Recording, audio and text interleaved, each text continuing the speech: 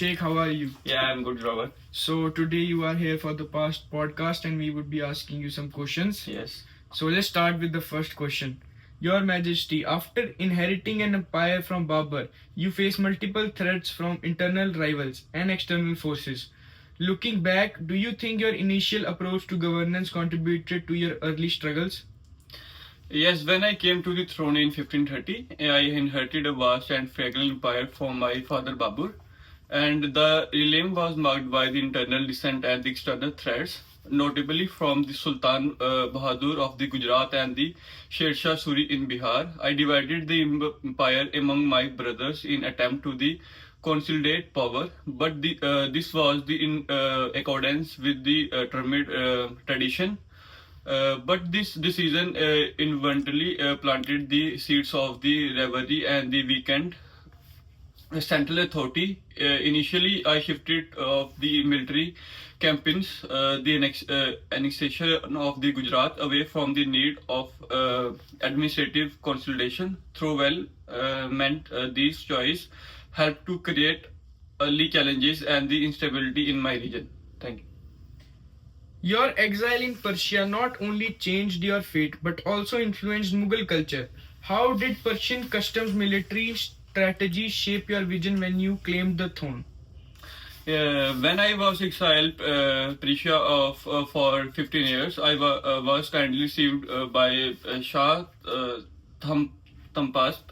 It was a transformative period in which I immersed in the Persian culture, art, and the administrative practices. When I regained the throne in 1555, I returned to the Persian to the Mughal court. I introduced Persian as the code language and the incorporative Persian articulture aesthetic in my tomb, which is evident from the way my tomb was constructed. Military, I took the Persian approach of the discipline, infantry, and the advanced siege tactics to increase the effectiveness of our armed forces and plan statements 2025 through the synthetics of the Persian influence, the cultural and the administrative fabric of the empire, Mughal empire was enriched.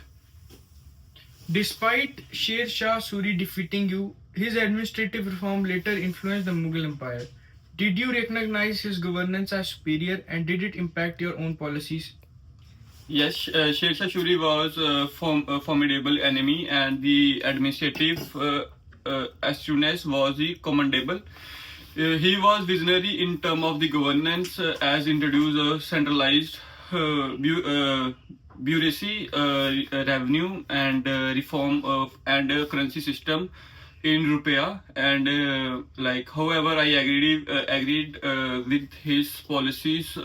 Albeit our paths were adversarial. When I was restored, I sought to introduce some of these reforms, especially in the revenue administration and infrastructure development to ensure the Mughal state. It is important to recognize and adopt the effective strategies from one's level for the prospect of the realm. Historians often highlight your interest in astrology and mysticism.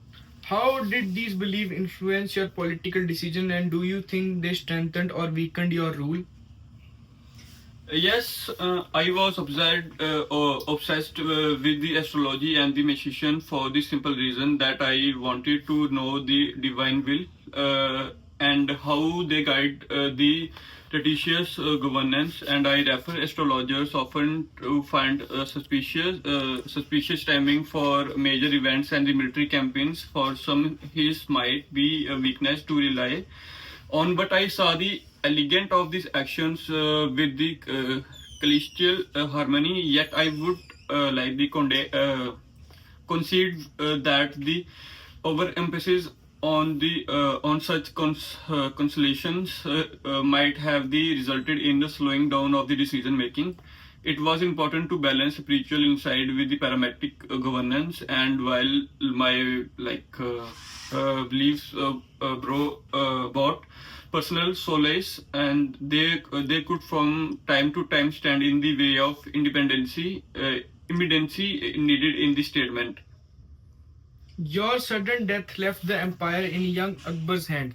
What were your concerns about the future of Mughal dynasty, and what advice would you give to him? My ultimately departure in 1556 left the massive responsibility of the empire on my son Akbar. Just 13, my main worry was maintaining the stability and the continuity of our dynasty in the face of the internal factions and external threats. I was going to advise Akbar to consolidate power, foster unity amongst the nobility and the tolerance among the diverse populace, embracing inclusive and the implementing just policies would strengthen the empire foundation, such as the principles were not only heeded by the Akbar but went further, as we see during the region. In age of the unparalleled property and cultural flowering of the Mughal Empire. Next. That was great experience talking to you. Thank you. Thank you so much.